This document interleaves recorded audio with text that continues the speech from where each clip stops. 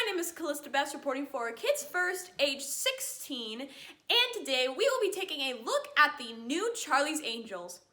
So the film is about an organization of female spies that go by the name of Angels, and the film follows a trio of angels as they try to track down a piece of technology that can kill people with an electric pulse. So Charlie's Angels is a very well-known franchise starting with a 70s show by the same name. Now, I've never really heard of Charlie's Angels. Well, I've heard of it, but I don't really know much about it. However, my mom was a huge fan of the series.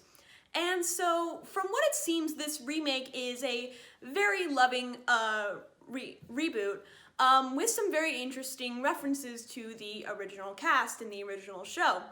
This is definitely a film that you can watch if you don't know anything about Charlie's Angels, or if you just really want a fun girl power movie, which this film definitely is. It mostly centers around the trio of angels and their blooming friendship. There's Jane, played by Ella Balinska, Sabina, played by Kristen Stewart, and Elena, played by Naomi Scott. And the three of them have such very diverse personalities and some really fun interactions.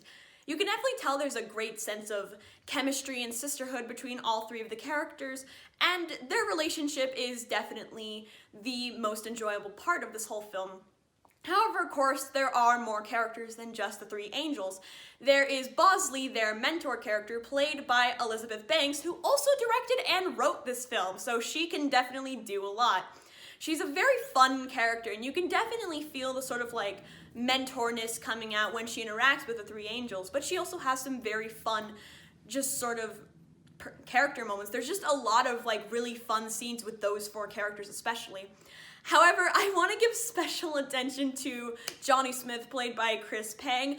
I have no idea why, but I found him a really endearing character. At first, he seems like he's just a one-off character who doesn't really contribute much to the story, but he ended up being one of my favorite characters, and I honestly don't know why. So I would just want to give special attention to him specifically. Now, this film is filled with, aside from scenes of the angels interacting with each other, there's a lot of scenes full of action and espionage, and those scenes are just a thrill ride. These scenes are so fun. I don't know if they did the stunts themselves, but they're so impressive. There's some really cool tricks that they pull off with action. There's some really fun, like, espionage, like the way they get into these buildings and the way they sneak around. It's just, you can tell they put a lot of effort into these scenes, and there's also some really cool gadgets in terms of both their design and how creative they are. Like, there's one gag that seems like it might not really come up that again, but it actually has some really fun payoff, and I don't want to spoil it because it's probably one of the funniest moments in the film. Speaking of like sort of the design of the gadgets, I personally think this film just looks incredible. There's some really interesting locations. I want to give special attention to the building that the final battle takes place in. It is such a nice looking building. There's all these like colorful lights and these walls of glass with like images projected onto it. Like, that is a really nice house. So I just want to point out, I don't know if that's like a house that they rented out or if it's someone's house that like they just designed. It's so cool.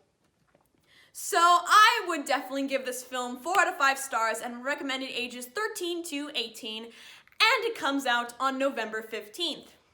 So that'll be it for this Kids First review. If you like it, make sure to check out the Kids First website and, of course, all the other Kids First reporters, and I'll see you all later. Bye-bye!